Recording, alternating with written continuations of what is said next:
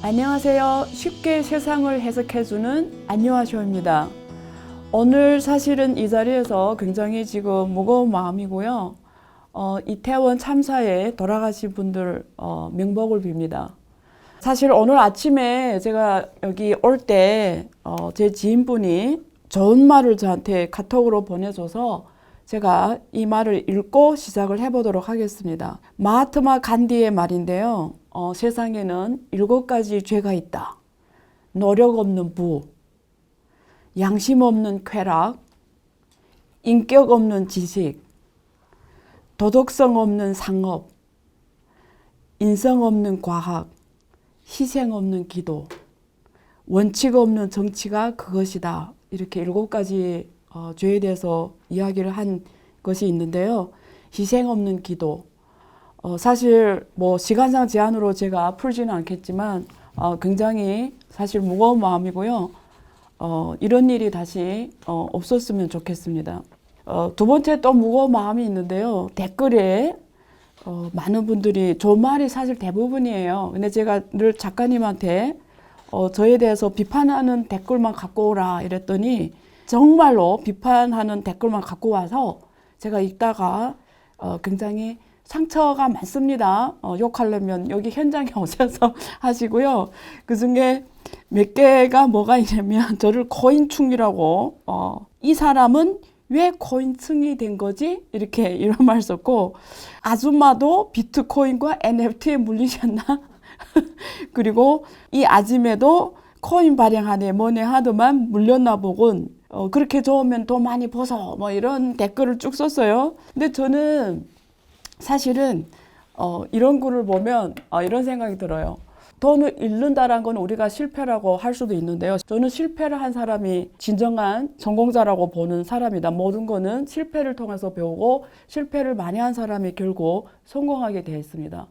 두 번째는 이번에 20대 당헌에 시진핑 중국 특색 사회주의 사상이 들어갔어요. 근데 원래는 2개 확립이라는 게 원래 당대회가 열릴 때는 들어간다고 돼 있었어요. 2개 확립이 뭐냐면 시진핑의 핵심 지위 그리고 시진핑 중국 특색의 사회주의 사상 이 2개를 확립한다.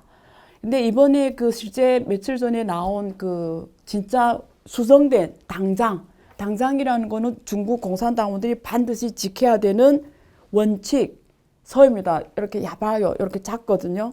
얇은 책자로 되어 있는데 당원들이 그걸 다 지켜야 돼요. 근데 거기에 들어간 거 보면은 시진핑이 중국 특색의 사회주의 사상만 당장에 들어갔어요. 그래서 거기에는 사실 시진핑을 당의 핵심으로 한다. 그건 안 들어갔어요. 그래서 의외로 이거는 많은 전문가들 사실 예상을 조금 달리하는 겁니다. 그래서 그런 면에서 생각보다 우리가 이번에 7명의 상무위원이 사실은 시진핑이 굉장히 안전 기반을 마련했다고 볼 수는 있지만 생각보다 일각에서 말하면 그 정도는 아닌 것 같다. 이렇게도 볼 수가 있는데요. 어쨌든 그걸 제가 짚고 왜냐면 댓글에 누가 질문을 했기 때문에 제가 답변 드리면서 서두를 마치겠습니다. 지금 지난 한 주간 국내 경제가 정말 이처럼 어려울 수가 없어요. 계속 악재들만 나오고요. 가장 중요하게 우려되는 건 현재 에너지 대란입니다.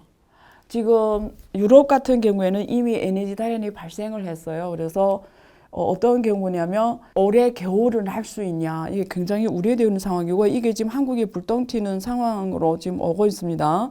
그 다음에 두 번째는 시진핑 장기 지도부가 되면서 장기 집권에 대한 우려가 커지고 있으면서 차이나는 다시 말해서 중국 주식시장에서 주식시장의 가격이 지금 떨어지고 있고 미국에 상장된 중국 기업들의 주식가도 떨어지고 홍콩의 주가도 떨어지면서 중국 기업들이 지금 전반적으로 시가총액이 지금 엄청 하락한 상황입니다. 지금 시가총액이 지금 중국 5대 기업의 시가총액만 원화로 한 75조 날아갔거든요. 이게 중국발 차이나런이 발생하면서 세계 경제에 또 특히 신흥국에 문제를 불러오고 있고요. 하나는 국내 문제입니다. 지금 강원도 지제 김진태 지사가 사실 후에 입장을 바꿨지만 어쨌든 정부 담보 부채에 대해서 파산 신고를 하면서 레고랜드발 동맥경화가 지금 국내 금융시장을 휩쓸고 있어요. 정부에서 50조 넘게 돈 풀었지만 사실은 지금 이게 전반 채권 시장에 대해서 엄청난 신용 문제를 불러왔거든요. 그래서 이 세 가지 내용에 대해서 제 개인적으로 생각을 제가 쉽게 한번 전달해 보도록 하겠습니다. 저는 사실 중국 전문가잖아요. 그래서 첫 번째 주제를 좀 길게 할게요. 일단 차이나는 중국에 부자 많은 거 아시죠? 중국은 사실 1인당 GDP가 12,000달러 넘어갔습니다. 근데 한국 소득 수준, 한국이 지금 한 32,000달러? 환율에 따라 다릅니다, 이거는. 근데 4만 달러 넘는 한국이 이미 선진국이잖아요. 4만 달러 넘었는데 이런 소득 수준을 가진 중국 내 인구도 사실 4천만 넘습니다. 다시 말해서 중국 내에는 작은 한국 같은 나라가 엄청 많을 정도로 국민들이 소득 수준이 빈부격차가 굉장히 커요. 이런 리치맨들이 많은데 주로 다 주식을 갖고 있겠죠. 왜냐하면 기업, 보통 중국의 리치맨 다 기업을 하는 사람들이잖아요. 기업가. 근데 주식 가격이 떨어진다는 거는 이 기업들의 몸값이 증발하기 때문에 그 오너로 있는 중국 이런 리치맨들도 결국은 부가 날아나는 게 되죠. 공중 증발되죠. 그래서 제가 오기 전에 계산을 해봤어요. 23일에 당대회가 끝났는데 24일 월요일이거든요. 그때부터 어제까지 제가 주가가 얼마 빠졌는가 봤더니 홍콩 시장만 6.66% 빠졌거든요. 그래서 지금 중화권 전체 시장이 급락하고 있고요. 뉴욕 증시에 상장된 중국 기업의 시가총액도 지금 521억 7천 달러 넘게 지금 빠졌습니다. 그래서 지금 부호들이 자산이 127억 달러 날아간 걸로 통계 수치가 나오고요. 과거 15년 내 위안화도 같이 절하가 되면서 중국 내 부자들이 우려가 커지고 있어요. 그래서 그게 어디서 표현되냐면 부동산 시장에서 표현이 돼요. 왜냐면 부동산은 게 유동성이 떨어지잖아요. 그러니까 시장보다 엄청 싸게 내놔서 빨리 현금화하려고 하거든요. 하나 사례가 나왔는데 상하이는 고급주택에 지금 시장보다 40% 넘게 시장에 내다 팔았어요. 현금화하려고. 그러면 이거 굉장한 시그널 효과 되잖아요. 그래서 엑소더스가 더 가속화하는 시그널로 되기 때문에 지금 중국 정부가 이번에 당대회에서 했던 공동부유 그리고 부의 축적 기제를 규범화하겠다. 이런 표현이 나오면서 사실은 소득격차 불평등을 시진핑 지도부가 앞으로 3기 핵심으로 하기 때문에 1차 분배. 1차 분배는 임금소득 분배를 말합니다. 임금 내 일한 만큼 받아가는 걸 1차 분배라거든요. 임금소득.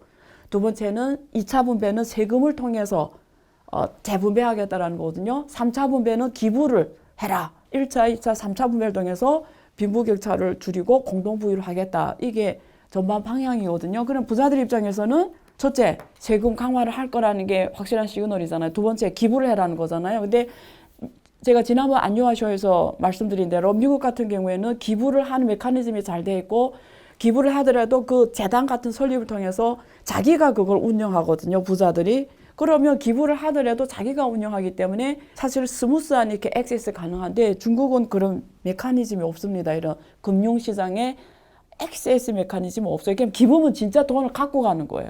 그러면 부자들 입장에서는 부담스럽잖아요. 안 할 수도 없고 중국 내 사업하는데 그래서 지금 부자들이 우려가 커지고 있는 거는 사실인데요. 이를 인식한 중국 정부는 굉장히 지금 또 부드러운 정책을 내놓기 시작했어요. 하나는 중국에서 꺼티후라고 해요. 개체호. 개체호란 개념이 뭐냐면 직역하면 개체호인데 개인 창업자, 우리 1인 기업을 말합니다. 1인 기업의 창업 활성화를 하겠다. 그래서 여러 가지 지원을 강화하겠다. 왜냐면 중국이 지금 경제가 안 좋으면서 지금 실업률이 굉장히 높아졌어요. 그리고 중국의 젊은 애들, 청년들의 실업률이 24%거든요. 그래서 지금 1인 창업을 강조하면서 개체호 창업을 지원하면서 실업률 완화를 지금 시도하고 있고요.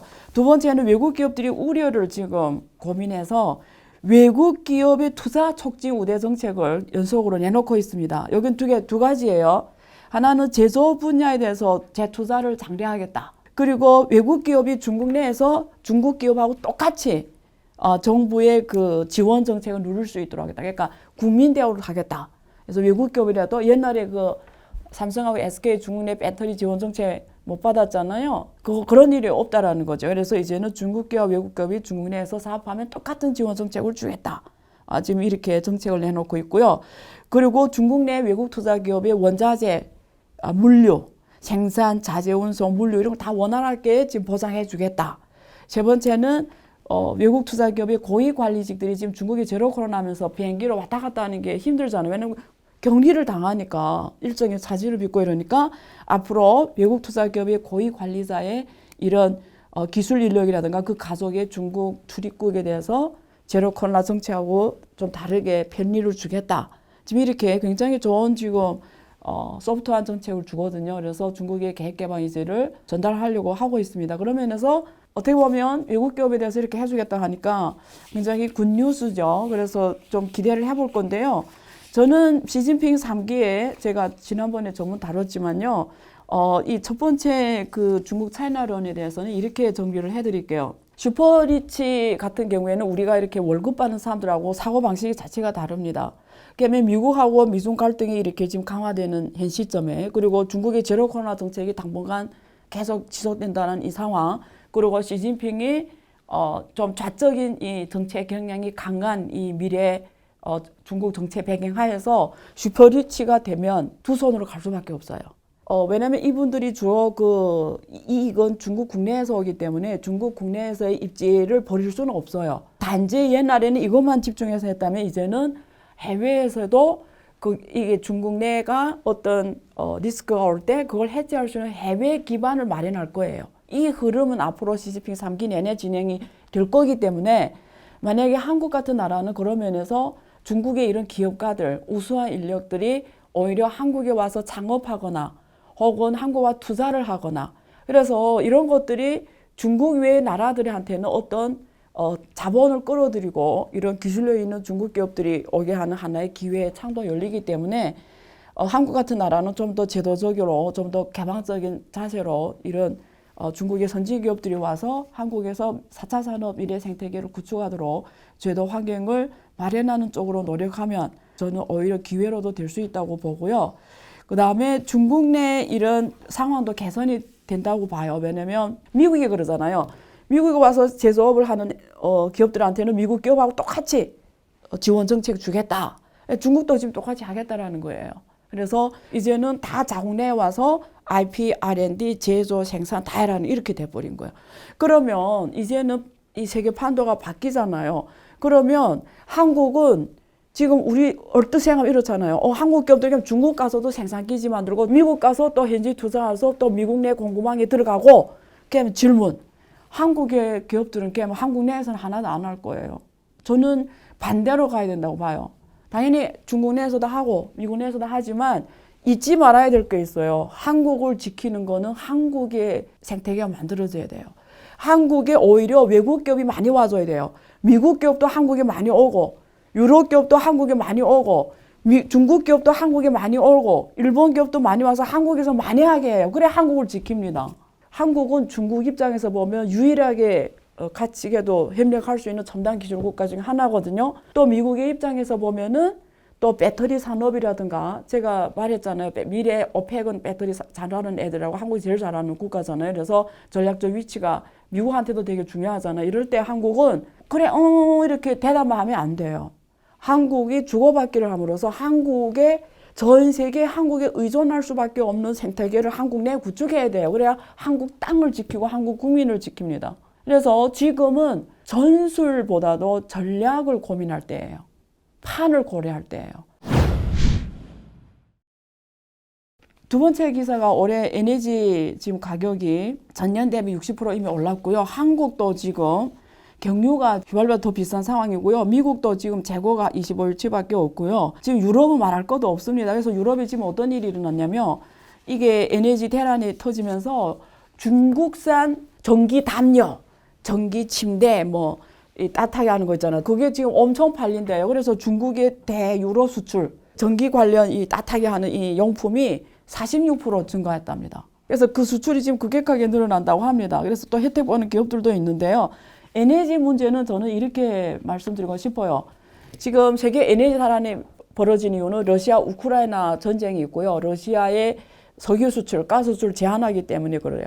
유럽의 가스 관도도 지금 폭발했잖아요. 노스트림. 그래서 지금 유럽에 대한 에너지 공급이 지금 제한을 받고 그리고 유럽이 지금 이쪽 에너지 공급 안정 펀드를 만들면서 전 세계에 나가서 가스를 확보하고 있거든요. 그러면서 한국하고 지금 경쟁이 돼 버렸어요. 한국도 지금 다 수입을 해야 되니까. 그러면 저는 이게 앞으로 이게 어떻게 에너지 판도가 변하냐? 크게 두 가지예요. 단기에는 어쨌든 사람이 먹고 살아야 되고 자야 되고 이러니까 따뜻해야 되고 끓일 수 있는 에너지가 있어야 되니까 단기에는 가격이 올라갈 수밖에 없습니다. 그래서 단기에는 이 가격 상승에 대한 리스크 헤지를 확실하게 기업들이 해야 돼요. 국가도 해야 돼요. 이거는 국가 안보하고 연계된 아주 중요한 문제입니다.